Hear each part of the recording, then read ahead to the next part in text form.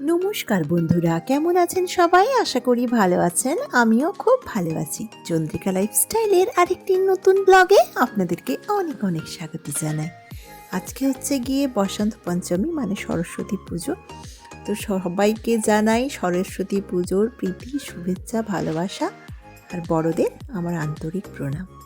তো চলুন, এখন বাজে সকাল এই 6:45 মতো হবে। এখন থেকে আমার ব্লগটা শুরু হচ্ছে।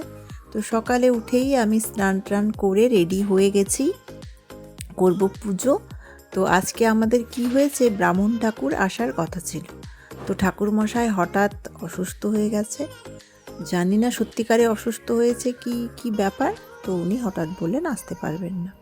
তো আমাদের বাড়িতে সাধারণত ব্রাহ্মণ ঠাকুর দিয়েই পুজোটা হতো। তো যেহেতু ঠাকুরমশাই বললেন আসতে পারবেন না, তখন আমি আমি যার কথা মেনে চলি, একজন আছে জ্যোতিষী। তো ওই জ্যোতিষী আচার্যকে আমি ফোন করলাম। তো বলল যে সরস্বতী পুজো তুমি নিজেও করতে পারো, ব্রাহ্মণ দিয়েছে করতে হবে এমন কোনো কথা নেই। আরও নিয়মকানুনগুলোও সব আমাকে বলে দিল। গুগলে মন্ত্র সার্চ করে নিও, মন্ত্র পাঠ করে তুমি পুজো করে নাও।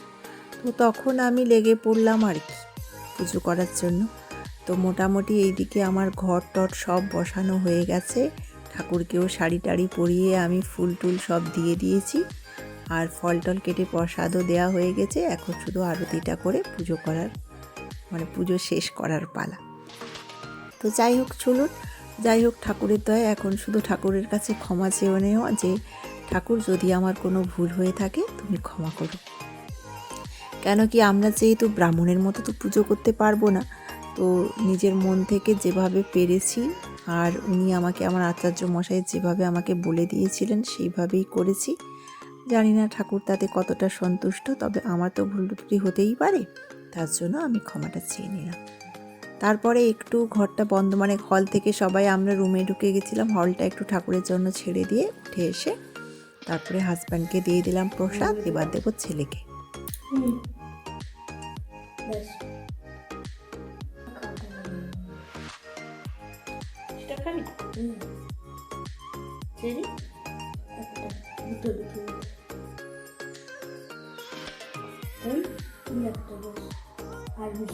রসালো অ্যাপেল।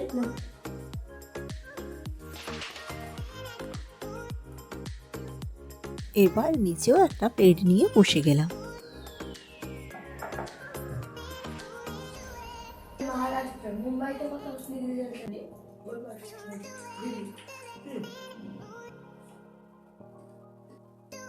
মা সবগুলো একটা একটা ল্যান্ডে গিয়ে দেখতে জল আছে, জল পানি ওটাই। কারণ আর কয়েকশো বছর পর এমন হবে আরটা থাকার মতো লাইট থাকবে না, এত পলিউশন। একটা সেকেন্ডে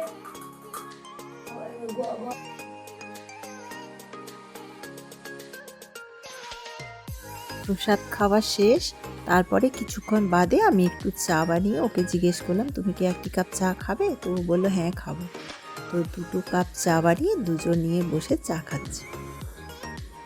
তারপরে আমার আবার রান্নারও কাজ আছে। তো ঝপাঝপ করে চাটা খেয়ে নেবে, তারপরেই যাব রান্নার শালে।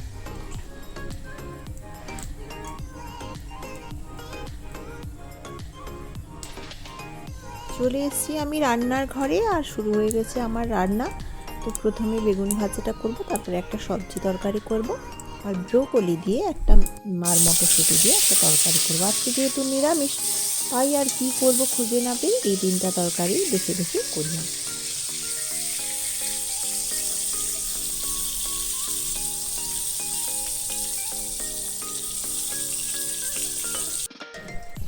এই যে আমার খাবার পুরো রেডি হয়ে গেছে। এই যে বানিয়েছি একটু ব্রোকলি আর মটরশুঁটি দিয়ে একটু সবজি, আর একটা পালং শাক, আলু, বেগুন, মূলো, সিম, বরবটি, মানে যত রকমের সবজি ছিল সব দিয়ে একটা সবজি বানিয়েছি, আর বেগুন ভাজা।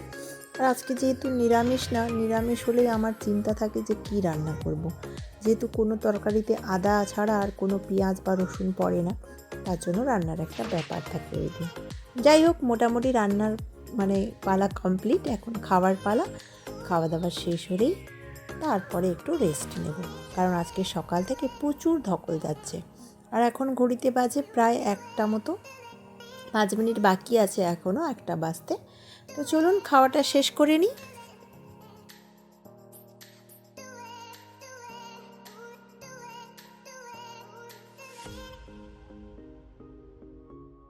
আমি আর ও দুজন খাচ্ছি, কারণ ছেলেটা না বসছিল তারপরে ঘুমিয়ে পড়েছে। আর যেহেতু এক্ষুনি ঘুমিয়েছে তাই আমি ভাবলাম ঘুমটা যখন ধরেছে ডেকে দিলে কাঁচা ঘুম ভেঙে গেলে শরীরটা খারাপ করবে, তার থেকে বরং ও একটু ঘুমিয়ে নিক, আমরা খেয়ে নিই, তারপরে ও যখন উঠবে ওকে তখন দিয়ে দেবো।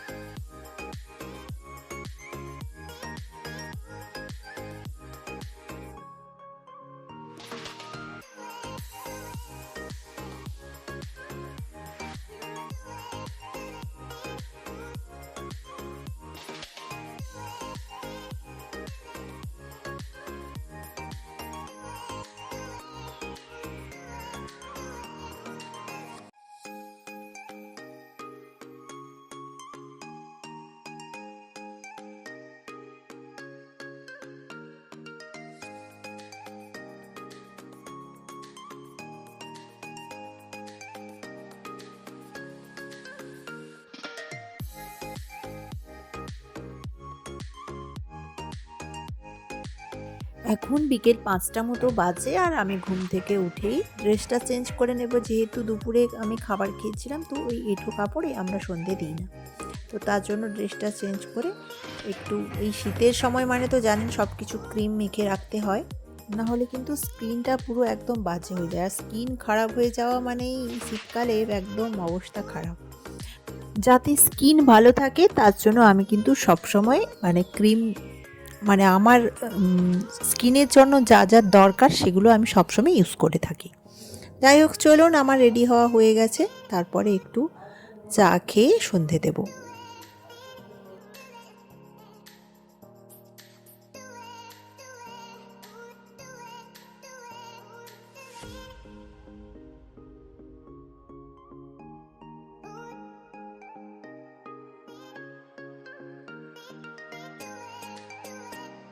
চাটা বসিয়ে দিয়েছিলাম, চাটাও হয়ে গেছে। এখন আমি একা খেয়ে নিই, আর যখন হাজব্যান্ড আসবে তখন আবার ওকে গরম করে দেব।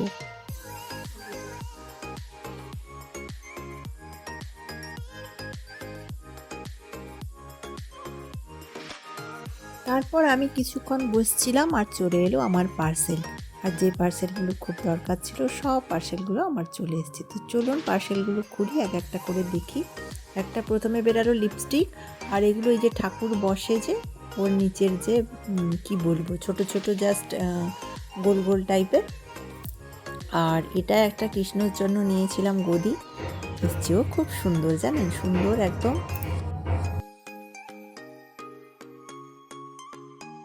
আর অবশেষে এই যে দুটো অয়েল বটল।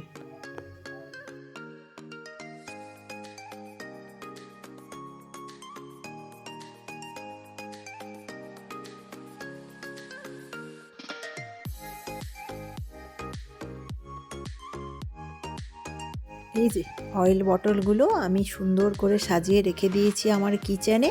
আর ওদিকে হাজব্যান্ডও চলে এসছে, তার জন্য চাটা গরম করতে দিয়ে দিয়েছি। তো চলুন আজকের ভিডিওটা তাহলে আমি এখানেই শেষ করছি। আপনারা সকলে ভালো থাকবেন, সুস্থ থাকবেন, সাবধানে থাকবেন। ব্লগটা কেমন লাগলো অবশ্যই আমাকে একটা কমেন্ট করে জানাবেন। ভালো লাগলে প্লিজ একটা লাইক করে দেবেন।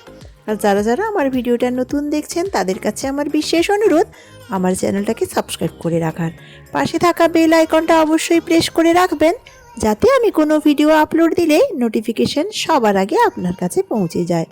তো চলুন সবাইকে আরেকটি বার সকলে ভালো থাকবেন, সুস্থ থাকবেন, সাবধানে থাকবেন। যদি আমার ব্লগটা আপনাদেরকে ভালো লেগে থাকে তাহলে আপনারা প্লিজ একটু আপনাদের ফ্রেন্ড ফ্যামিলির সঙ্গে শেয়ার করে দেবেন। যাই হোক, চলুন আজকের মতো তাহলে এই পর্যন্তই। আবার আপনাদের সঙ্গে খুব শিগগির দেখা হবে পরের একটা নতুন ব্লগে। আজকের মতো টাটা।